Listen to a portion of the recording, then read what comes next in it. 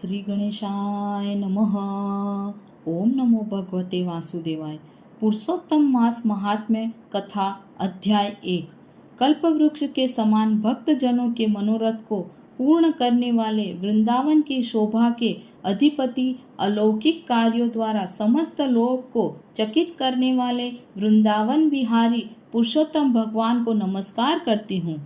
नारायण नर नरोत्तम तथा देवी सरस्वती और श्री व्यास जी को नमस्कार कर जय की इच्छा करती हूँ।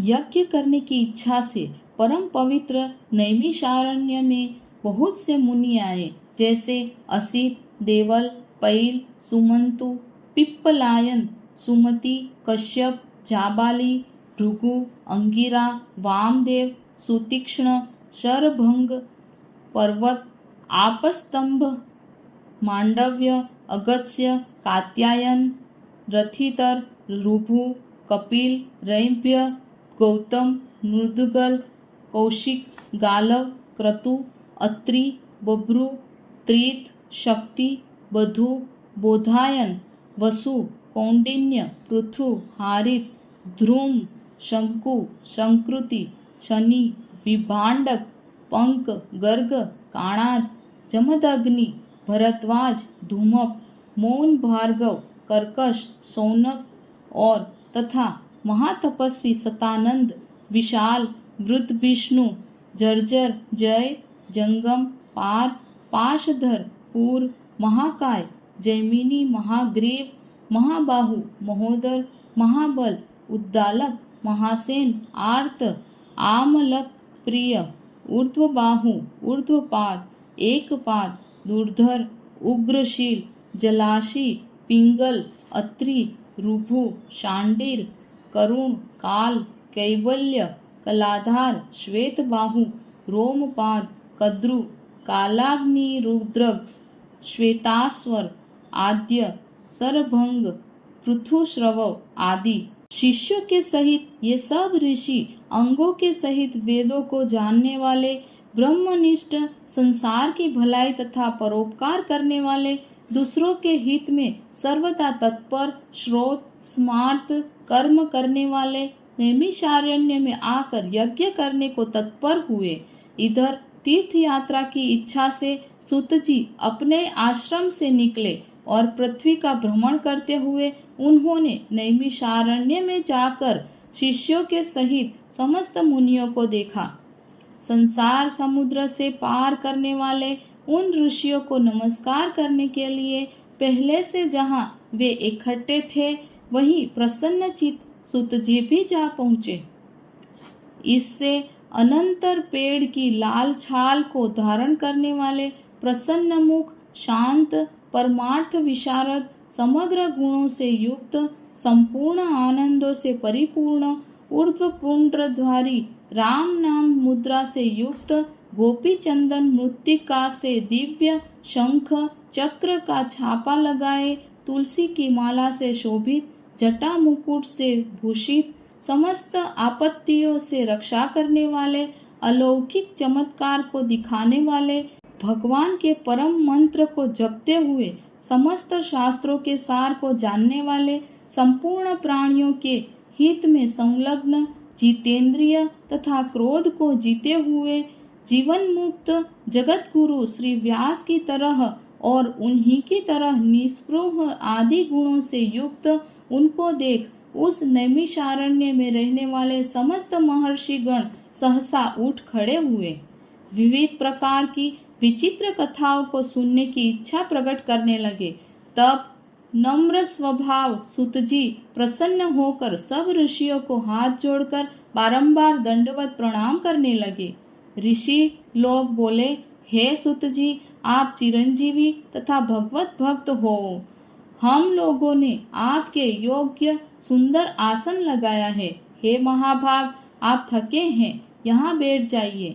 ऐसा सब ब्राह्मणों ने कहा। इस प्रकार बैठने के लिए कहकर जब सब तपस्वी और समस्त जनता बैठ गई, तब विनय पूर्वक तपोवृत्त समस्त मुनियों से बैठने की अनुमति लेकर प्रसन्न होकर आसन पर सूत जी बैठ गए। तदनंतर सुत जी को सुखपूर्वक बैठे हुए और श्रम रहित देखकर पुण्य कथाओं को सुनने की इच्छा वाले समस्त ऋषि यह बोले, हे सुत जी, हे महाभाग, आप भाग्यवान हैं। भगवान व्यास के वचनों के हार्दिक अभिप्राय को गुरु की कृपा से आप जानते हैं। क्या आप सुखी तो हैं? आज बहुत दिनों के बाद कैसे इस वन में पधारे? आप प्रशंसा के पात्र हैं। हे व्यास शिष्य शिरोमणे, आप पूज्य हैं। इस असार संसार में सुनने योग्य हजारों विषय हैं, परंतु उनमें श्रेयस्कर थोड़ा सा और सारभूत जो हो वह हम लोगों से कहिए। हे महाभाग, संसार समुद्र में डूबते हुओं को पार करने वाला तथा शुभ फल देने वाला आपके मन में निश्चित विषय जो हो वही हम लोगों से कहिए। हे अज्ञान रूप अंधकार से अंधे हुओं को ज्ञान रूप चक्षु देने वाले, भगवान के लीला रूपी रस से युक्त परमानंद का कारण, संसार रूपी रोग को दूर करने में रसायन के समान जो कथा सार है वह शीघ्र ही कहिए। इस प्रकार शौनकादिक ऋषियों के पूछने पर हाथ जोड़कर सुत जी बोले, हे समस्त मुनियों, मेरी कही हुई सुंदर कथा को आप लोग सुनिए। हे विप्रो, पहले मैं पुष्कर तीर्थ को गया, वहाँ स्नान करके पवित्र ऋषियों, देवताओं तथा पितरों को तर्पण आदि से तृप्त करके तब समस्त प्रतिबंधों को दूर करने वाली यमुना के तट पर गया।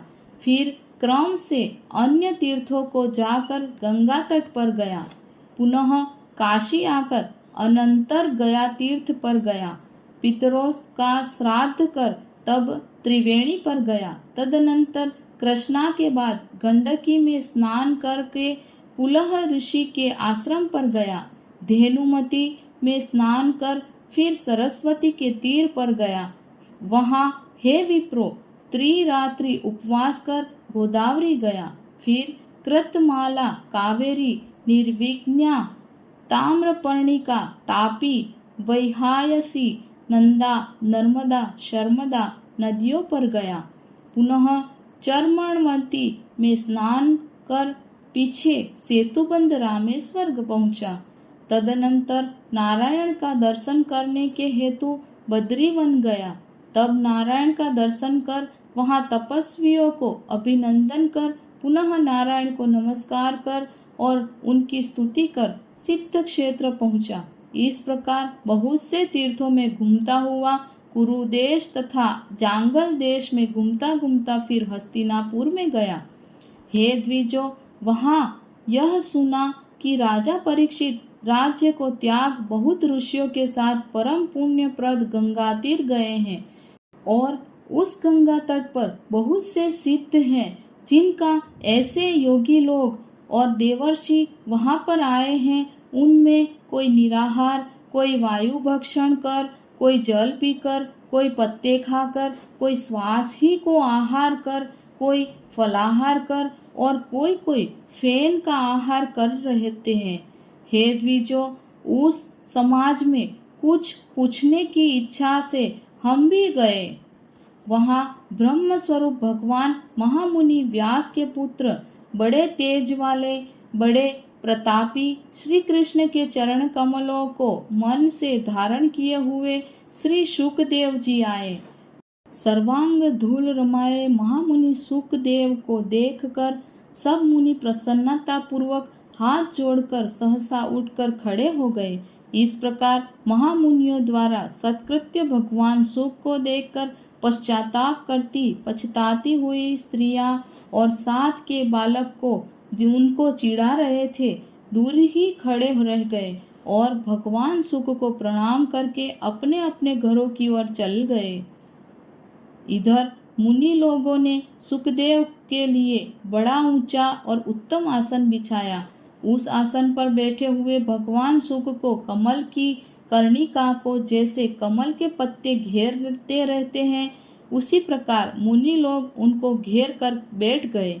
यहाँ बैठे हुए ज्ञान रूपी महासागर के चंद्रमा भगवान महामुनि व्यास जी के पुत्र शुकदेव ब्राह्मणों द्वारा की हुई पूजा को धारण कर तारागणों से घिरे हुए चंद्रमा की तरह शोभा पा रहे थे।